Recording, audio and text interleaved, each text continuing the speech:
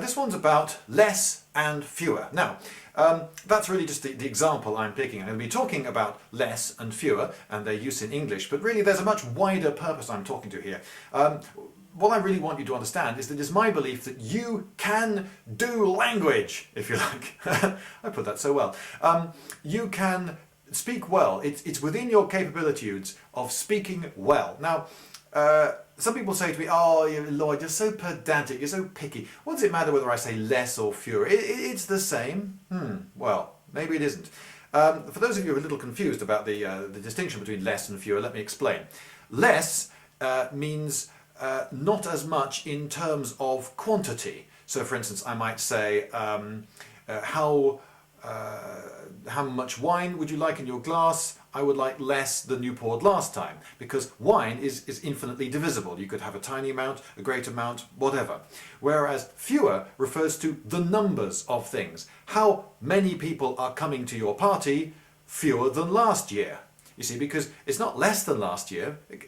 You can't have less people. You can't have 13.628 people turn up to your party. No, it's got to be an integer of people, hasn't it? And when it's an integer, you use fewer.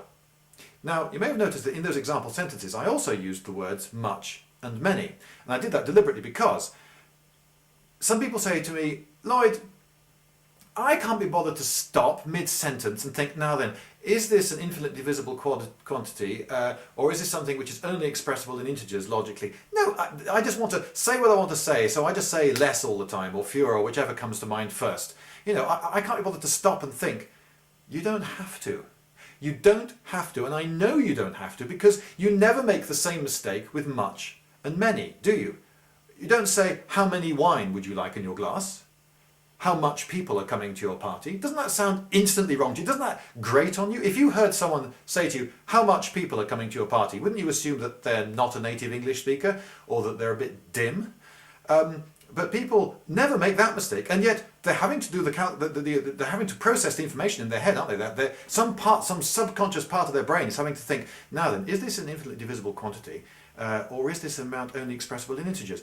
Oh, it's people coming to parties, so that's how many people are coming to the party. So in fact, you, and pretty much all native English speakers, you are doing that process in your head.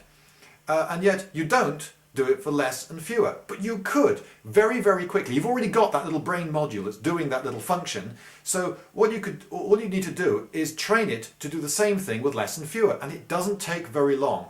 You just have to start using less and fewer correctly for a very short while, and then it'll become as automatic as much and many.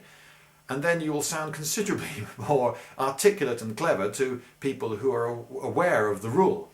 Now, you may think, "Oh, it doesn't matter to me, you're just picky." Well, all right, maybe you think it doesn't matter to you, in which case, here's the challenge. What I want you to do is go for one entire week in which everyone you speak to, everyone, not just your immediate family and friends, people who are in on it, every shop assistant who doesn't know you, your boss at work, everyone, you have to deliberately get much and many mixed up.